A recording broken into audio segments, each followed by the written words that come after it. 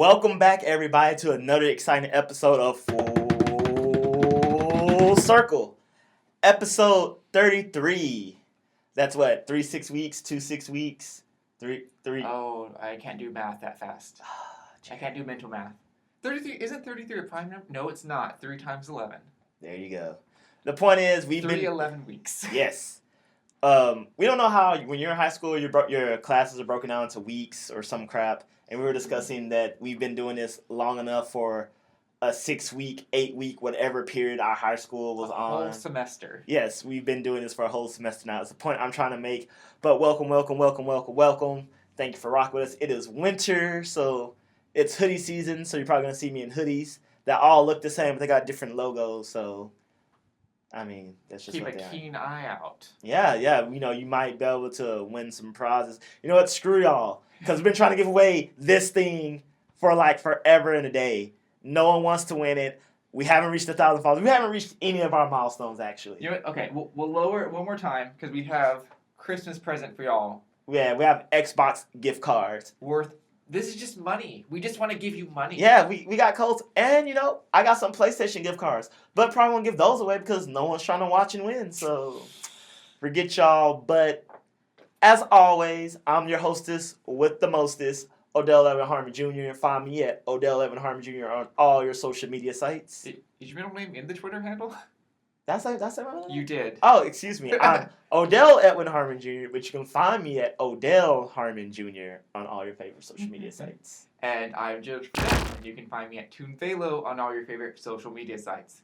Today's episode will be another great one for you. We'll be talking about a ton of announcements. There's just a lot of announcements. We're just kind of bully our way through them. Yeah, the Game Awards happened last week, so we got a whole bunch of goodness. And we'll be talking about Tumblr. They had some issues with pornography. And all of that jazz. Yeah, I mean, I personally thought the website was a trash fire to begin with, so... And you are not wrong. But first and foremost, we'll be having another segment of Geek Jargon. Dun, dun, dun, dun. You know this section, you know it, you love it, where we talk to everybody out there, geeks especially, so we can finally set the record straight what words means, how you should and shouldn't use them, and you can carry on with your day. Carry on, my wayward son. Carry on, my wayward son. There'll be peace when you are... Okay, we're not doing that this time. I'm sorry. We're not doing this. First word up is trope. Jared, what is a trope? A trope. This is off the top of my head. So, a trope is a recurring theme that is so prevalent across all forms of media. So, notably in my mind is the Pickle Rick episode of Rick and Morty. People are like, see, there's 37 references when he's fighting. I'm like, these are just, no, there aren't 37 references to that film, this film, that film. It's just fighting tropes. This is what happened. The silhouette, this, slicing, it's just a fighting trope. Those are action movie tropes. Right. They are not referencing any one movie. It's because they all do it because it became a standard to do so. You're not brilliant for noticing that during this frame, he's making the exact same position that Wolverine did. That's not how that works. And for our friends out there that like Webster, his definition is a figurative or metaphorical use of a word or expression. You can say, is there the tiny little, he used the two Americans trope to, I don't know what the two Americans trope is. That got me deeper in this hole. Yeah, don't read the sentence. The second as a verb is to create a trope. So essentially, like it says figurative or metaphorical, which means, let's think of another trope. Oh, the damsel in distress.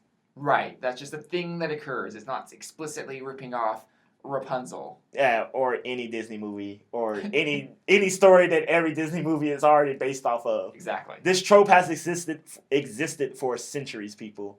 Centuries. Tale as old as time. That was nice. That was nice. Okay, word number 2. The trilby. You don't know what I'm talking about, do you? Because you're thinking of a fedora, which is wrong. All the people who wear the My Little Pony guys. I'm not attacking My Little Pony guys, but you are known for this. So just so people can conjure up this image at home, right? The geek guys that wear what people keep calling fedoras. Those aren't fedoras. Fedoras are things reserved for cool archaeologists. like and time travelers. Like Doctor, what's his name? Who? Grant, Dr. Grant. Oh, I meant literally Tom Baker's fourth Doctor. Who's Dr. Grant? The archaeologist from Jurassic Park. Oh, I was just going for Indiana Jones. Oh. All of the right. The fedora is a collegiate hat. And what you're thinking about is called a trilby. Not to be confused with Star Trek Tribble. Which is not as stylish. I'm sorry. Hey, if you can rock it, you can rock it. Right? God bless your soul. More power to you. Our next word up here is a fun one. It's Weeaboo. Weeaboo. Weeaboo. What's that? It sounds like a Pokemon. So, for those who don't know, a weeaboo this is from Urban Dictionary, a person who retains an unhealthy obsession with Japanese and Japanese culture. That's basically what it is. I will argue, maybe not unhealthy obsession. Okay, no. I feel like saying unhealthy is what distinguishes it specifically from an otaku. Yep, you're right. Which was in our last segment on jargon. So, a weeaboo is like an otaku, but it's meant as an insult. It's stereotypically a weeaboo is like someone who sleeps with a giant Japanese waifu. Thank you. Body pillow, or the ones who like insist on wearing Japanese clothing, even though you're 100% American, 100% white. You know, like that has special meaning to people who culturally appropriate the Japanese culture. I wasn't trying to insult nobody. Jared obviously did not care. I'm over here trying to be tactful. It's not necessarily an insult. It's a call out. I mean, won't be like that and you're black. You got me there. Touche. I am humbled I'm huberst before I don't know these words. Because they're not on the jargon list. Because they're not on the jargon list and I didn't look them up. But yes, a weeaboo is basically someone who has the unhealthy relationship. You know, they're like the you guys watch anime? Now that's insulting. Well, no one really talks like that. No one really talks like that. No one has like the braces headgear and like.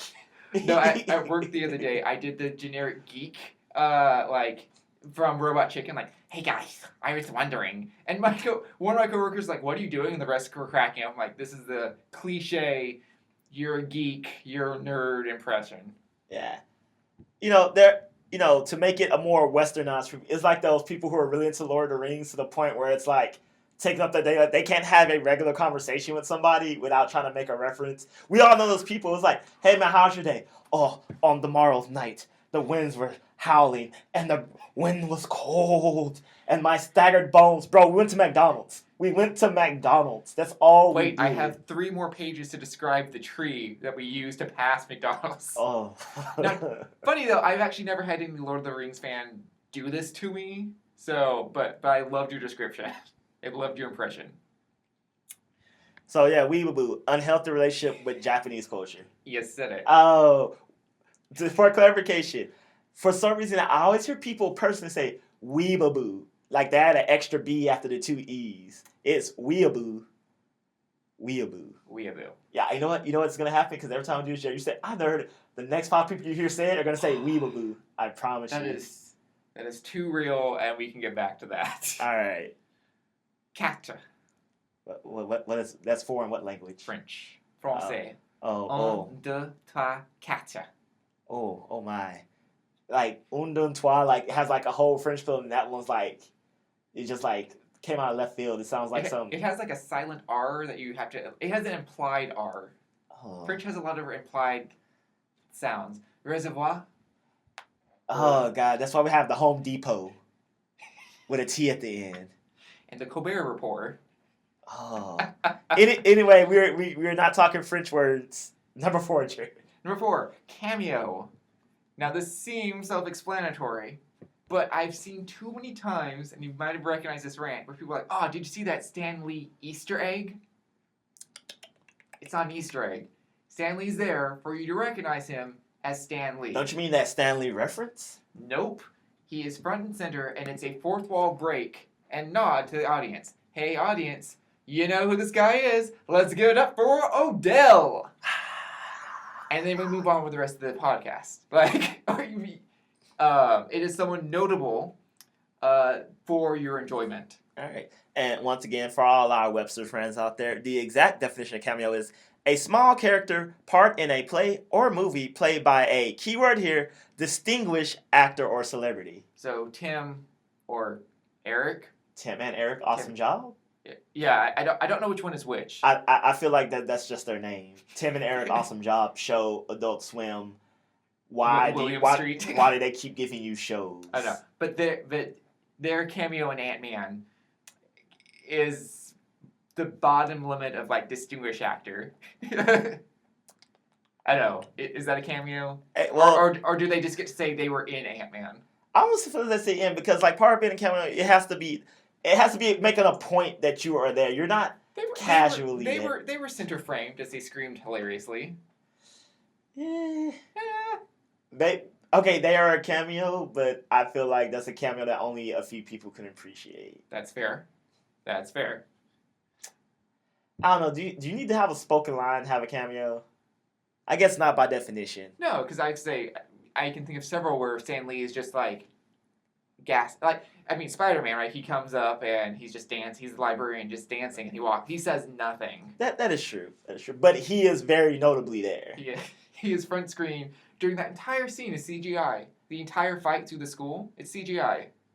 We're not gonna talk. We're not gonna. We talked about that before. Okay. About your opinions on that, but I will say that was the best scene in the movie. We can leave it there. Fair enough.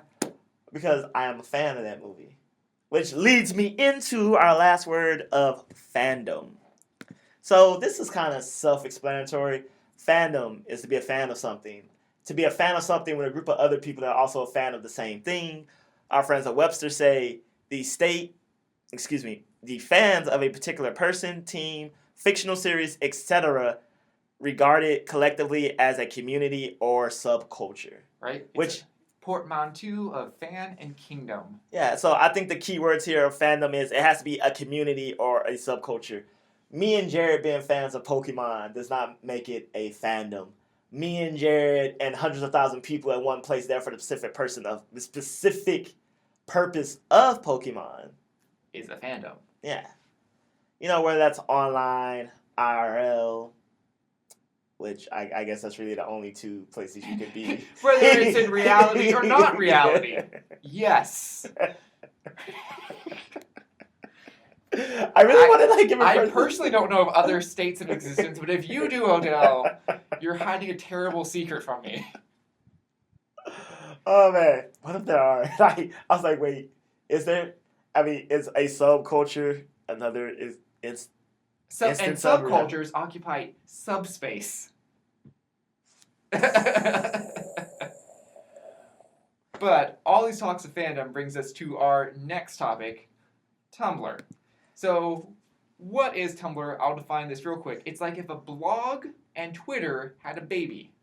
Because you have your own blog and you can create your own post, or you can reblog, think of it like a retweet, or like other people's blogs and add them to yours. All right, so and on the scale of social media sites that aren't the big ones, you have things like Reddit, 4chan, like in the Bell's deepest, darkest parts of the earth, and then Tumblr's like a nice medium between those two. Maybe a little lower. Okay, it's like 4chan's like the seventh layer of hell. And And Tumblr is purgatory. And Reddit is heaven?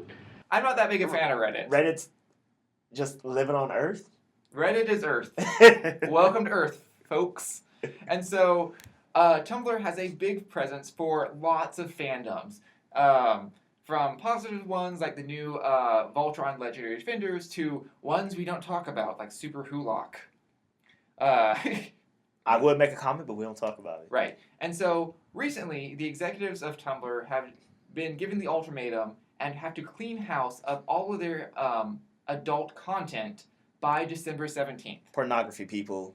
By adult content. I feel like pornography is we're adults here. We're adults. 13 and up. That's right. And so, I assume. And so I don't want to have this discussion so much about whose fault this is. Like, is it the government with SOSTA? Is it Verizon or is it What Apple? is FOSTA?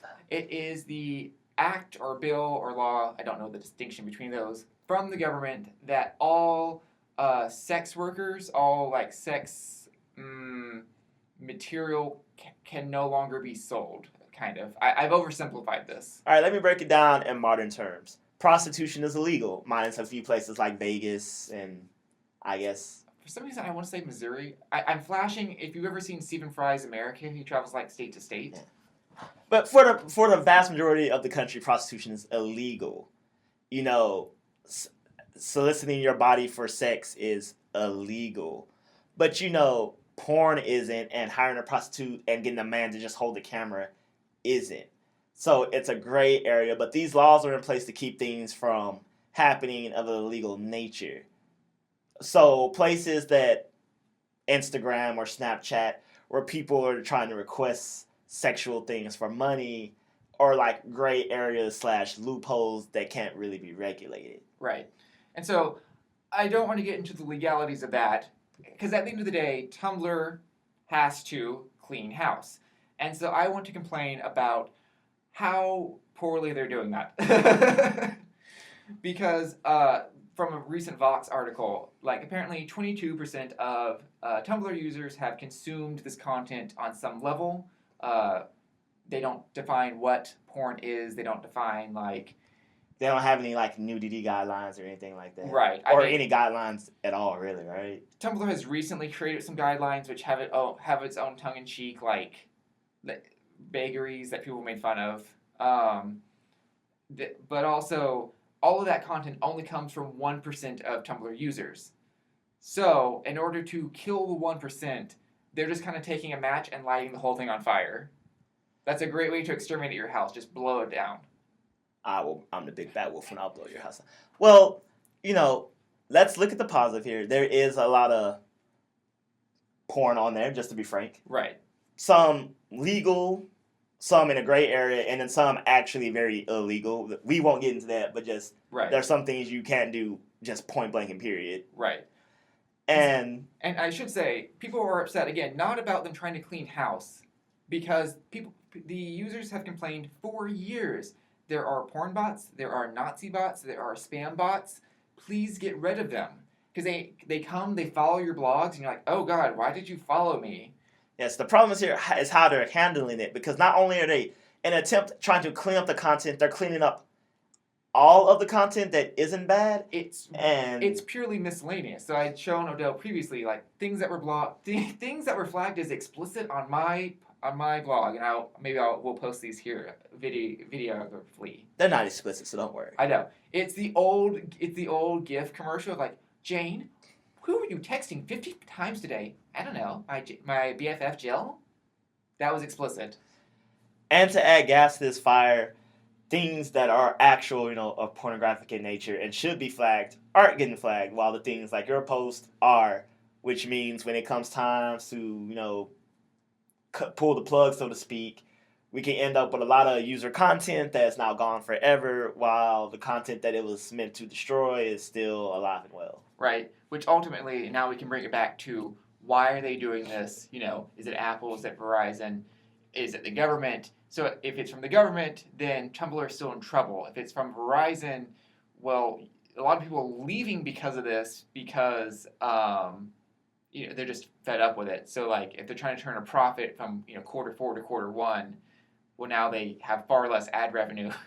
And if it's from Apple, once again, they haven't actually gotten rid of the content. So what's the connection between Tumblr and Apple now? So, they've been planning the purge for like 6 months, but recently Apple removed Tumblr app from the store because Apple does not want this explicit content in their store. Interesting though, I'm not sure if it's related or not specifically, but Apple is also part of a lawsuit because they now control a monopoly on information, right? Because they have so much pull with the App Store, people have deemed this too powerful for them, right? Because they're doing this across platforms, right? If I develop an app and I want to sell it here, here, and here, but everything is standardized to Apple standards, then Apple gets to decide who lives and who dies. right, which is not fair. Yeah. But but so yeah, at the end of the day, come December 17th or 18th, we'll see what's left standing. The stuff will have hit the fan, and we will see the mess that ensues. Yes. Or, I mean, it can dodge the blades, and everything's honky-dory. Who knows? Yeah, if you're just a pure aesthetic blog and you like reblogging pictures of like black and white cabins in the wood and like succulent plants, this basically won't affect you at all. I don't know, Jared. Some of them succulents are a little hot. Oh my god. For all those who understand horticulture, Flagged as explicit. For all those who understand, I made a good joke. I don't care. No one says it works on multiple levels. Okay. Speaking of multiple things, though, there have been tons of announcements. Yes, as you should know, the Game Awards happened last week, and we got a whole bunch of announcements. I mean, not really, AAA, groundbreaking, culture-shattering. We got one. We got two maybe. Okay. Announcements, but just to go off the list here, some things were announced for games like The Last Campfire by Hello Games. We're getting Psychonauts 2 story trailer was announced. BioWare teased the new Dragon Age. Yay. Mortal Kombat 11 is coming out. Ooh. So maybe I'll finally finish this one. Ha ha ha ha. Slap the knee. That was terrible. Okay. So Crash Team Racing is getting an HD remake, which that's kind of cool. They brought back Crash in HD, not a remake in Crash Team Racing. I just wanted Kirby Air Ride, not this Air Ride. I know, but I will say, as a kart racer, it's a Kirby Air Ride is not. First off, they're not on the karts. They're on Warp Stars. It's whatever. They're in some sort of mobile device. No. Forza is not a kart racer. It's still a racing game, but it's not a kart racer. Is Rocket League a racer? No. oh. I'm kidding. Jared with his jokes. Okay. Uncle. Oh. Your uncle jokes. I aim to be Uncle Max from the Bond Trap from Sound of Music. I am eccentric, exceedingly rich, and yet I still mooch off my yet richer friend. I never quite got the relationship. No, that's not a bad life. It's not a bad life. Yeah, but Crash Team Racing Nitro Fueled is what the HD sounding name is. Which I said Mario Kart is always king, but in the realm of karts, it's like Mario Kart, everybody else, and Crash Team Racing is maybe like in the 51 percentile. Like it humped over. And keep the hands up, and then Taxi Cash Taxi. Did you ever play that? Oh, you mean Dreamcast, the arcade game? Yeah. Cash Taxi. Crazy Taxi. Crazy Taxi. There we go. That was just hilarious. It was awesome. Also not a kart racer, but sure. Racing the clock. Next time, we define what a racing game is. Yes, we clearly have misconceptions of what is Farming Simulator 18 a racer. No, there's no carts in that. There's no carts in Crazy Taxi. It's a car. There is no mobile things in a farming simulator. Yeah, the tractors, the trailers. You've never played them. You don't do those things. You just enslave magical sprites to do things for you. Duh. Point is, we're getting HD Crash Team Racing. What else was announced? A whole bunch of other games that I'm not about to list because if you don't know by now, go to Google, type in Game Award announcements, and you'll get the full list. But here's some of the bigger things from that night that was announced. They both have to do with Nintendo, so good for them. So Marvel's Ultimate Alliance 3 is coming to Switch, and it's going to be an exclusive game for Switch. Ooh. Which I didn't realize Marvel Alliance had a huge following, but apparently it does. Sure. Any game where it's like, look, pick a hero, and I just randomly hit the attack button as stuff happens around you at random intervals. Games don't excite. You know what? I'm sorry. If you like Marvel's Ultimate Alliance, that's on you. Go get you a Switch if you don't have one. People were saying where it's like console seller, and I was like, so Breath of the Wild didn't get you. Odyssey didn't get you. Pokemon Let's Go Pikachu didn't get you. Smash Brothers didn't get you. But Marvel's Ultimate. It was either going to be this or Dynasty Warriors in the same vein, right? It's just like, yeah, I can kill everything that keeps spawning. I don't find them exciting either. Yeah, which not finding exciting. All right, the first in-game trailer, was shown, and everyone lost their minds at 2.5 minutes of nothing happening. I'm not saying that story needs to be revealed, big action pieces need to be revealed or the villain, but it was just kind of like, oh, look, Tony Stark's in space. Right. And all sad because he won't get rescued, which he probably will. Right. Oh, look, it's Captain America and Black Widow. Just the only two things, right? So like, it was like, oh, Tony's gonna. He's like, Pepper, I'm gonna die tomorrow. I'm like, you were left on a planet with no resources. I just assume you were going to die. Well, I assume he's gonna live because it's a movie. But there were 2 crashed advanced alien ships on that planet, and the remnants of an advanced civilization, and he's Tony Stark. Yeah, okay. He made the first Iron Man suit out of like scrap metal in like an internment camp. Yeah, but does he know? But has he ever dabbled in space travel? Does he even know where he is in his? He made the first Iron Man suit. Making the first Iron Man suit is not the same as mapping the stars and plotting an interstellar. Which is why he's lost in space. Yeah, that's what I'm saying. Like he was probably better off like on the planet trying to like get some sort of like matter transporter existing. I don't know. The man did make a Earl Grey hot. Oh, this is life now. There's a reference here. Star Trek. Okay. Oh my god. Right. The replicators. Not to be confused with the replicators from Stargate.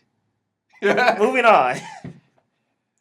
And the other big Nintendo announcement that shook the world to its core was, if you're a fan of Persona series, there's a character from Persona 5 called Joker, the main protagonist. He is now stealing his way into Smash Brothers, and the world went crazy. I personally never played the Persona series. Shame on me, but I'm well versed in the lore world. I like the aesthetic. I'm like, should I get into this? Should I get into the games and the manga and the anime? I say play. My goal is to play Persona 5. I hear so many good things about it. And, I do enjoy a good RPG. That is the one that has blown up that I have seen on Tumblr. That I was like, oh, I like this aesthetic. Yeah, and the stories, like the concept of Persona, has always intrigued me. Like you have to manage your daily life, and the relationships you build in your daily life affects the personas, and.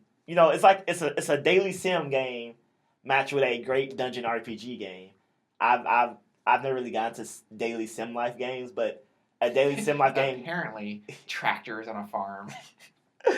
Point is, he's gonna be in Smash. The world went crazy, and Nintendo's basically telling us, "Hey, you remember how only Nintendo characters was in it? Nope. Well, that hasn't been a thing for a while now, but with this is like quintessential." Odell. Does this mean Goku? There's nothing. First of all back to our mocking of geeks. We're horrible. One, I feel like all the video game characters are quintessential video game characters. Goku is a anime character. He's in Goku. No. He's in DBZ Fighter that from the awards show Sonic Fox excels at. Yeah, I mean, I think DBZ Fighter is one best fighting game too. I could be lying. I exit out of this, people. I'm sorry. But, no, all these characters are primarily came from video games. Right, not ported to video games. Yeah, so that feels weird to say, but I feel that's accurate, right? Yeah. Ported to video games. Like, okay, Ryu, Ken, Street Fighter. Mm-hmm. I mean, Snake. Yeah. Mega Solid. They're like, they exist in other forms of medium, but their first appearance, quote unquote, because you have like Simon Belmont, which I'm pretty sure they existed in other forms, yeah. Yeah, but they're primarily from Castlevania. This is the one from Castlevania. This is the Richter from Castlevania. Mm-hmm. Like, again, Dracula clearly is based off other things. Vlad the Impaler. Yeah. But, Incineroar, these are all quintessential video game characters first. Through and through. Goku is an anime character who they put in video games. This isn't like, oh, Naruto and Sasuke. No, we're getting Jump Force. Gon Freaks. Freeze, Mr. Freeze. Batman from Arkham Asylum. but oh god. Yes. Oh god. Could you imagine they put like Superman? No, it's super easy. Just battering. right? His final smash is the mecha suit. Yeah, you're with me. They know what I'm talking about. But if we're going for like, excuse me, left field video game characters here, I would want to see something like, I don't know, say something you want to see while I'm thinking.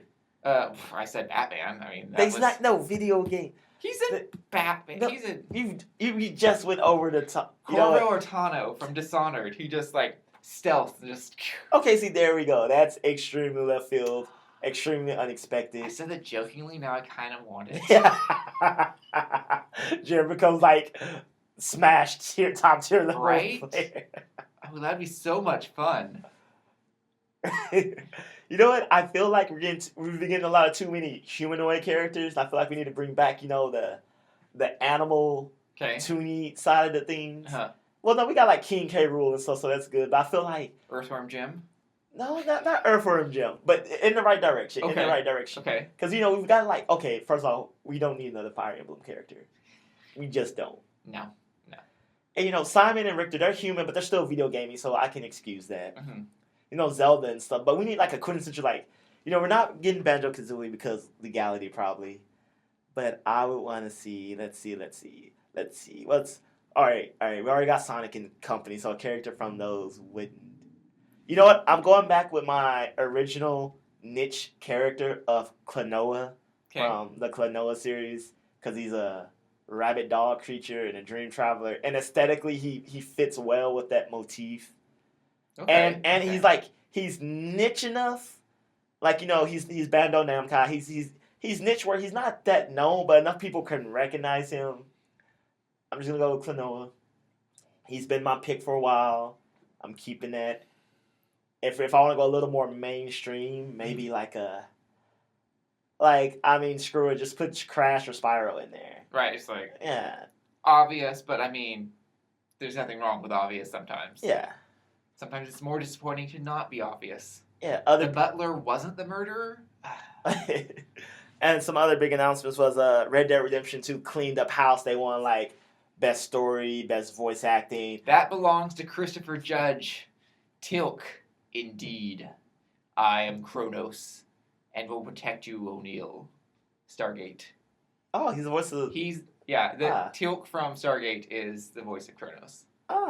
And he's the voice of, who should have won Kratos from God of War, so. That's what I said. You said Kronos. Whoops, I meant Kratos. That's why I was like. Sorry. I assumed Kronos was a character in Stargate. So No, sorry.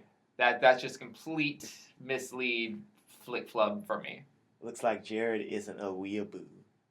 Well, this ain't anime, so. That doesn't apply at multiple levels. This segment has been filled with fallacies. We're calling segment 3 fallacies. But, Christopher Judge. He should have won for Kratos, but the guy who voiced the main guy, Red Dead Redemption 2 won. And then Red Dead Redemption 2 won a whole bunch of other awards. But then God of War won Game of the Year. There we go. Which is kind of weird because after literally Red Dead Redemption 2 winning every award category that was in, except, I think, Best Graphics. Which, if it would have won that, I would have been like, okay, this is rigged. Right. It's not ugly, but it's not graphically... It's not aesthetically beautiful. Yeah. Ooh, Florence won Best Mobile Game. That was cool. I played that game. Which one? It's called Florence. It's about a relationship gone wrong. Okay. With Florence? Or are you Florence? Florence is the name of the chick, yeah. Okay. And that doesn't answer my question. Wait, are you Florence? Or... No, it's more of like you're watching...